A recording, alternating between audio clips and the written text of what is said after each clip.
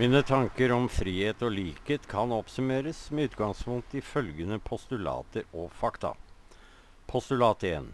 Jeg finner ingen fornuftsmessig grunn til å betvile at alle mennesker er likeverdige og har noenlunde likeartede drømmer og aspirasjoner for sine liv.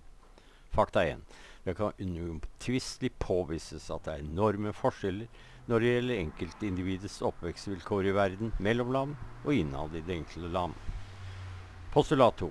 Enkeltmennesket har ingen innflytelse på egne oppvekstvilkår, med mindre enn trekker arvesynden inn som forklarende faktor. Fakta 2.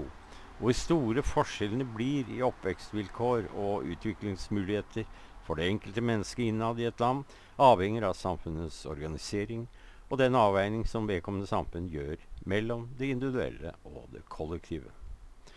Fakta 3.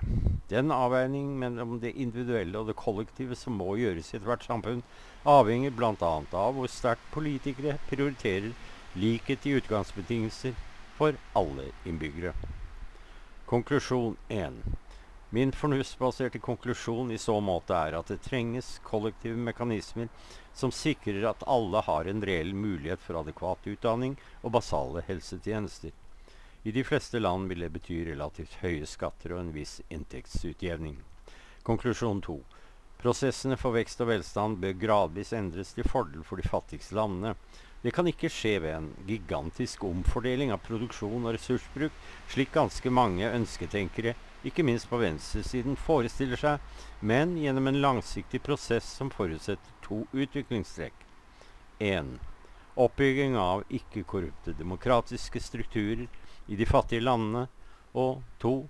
Ved omfattende teknologioverføring fra de rike landene.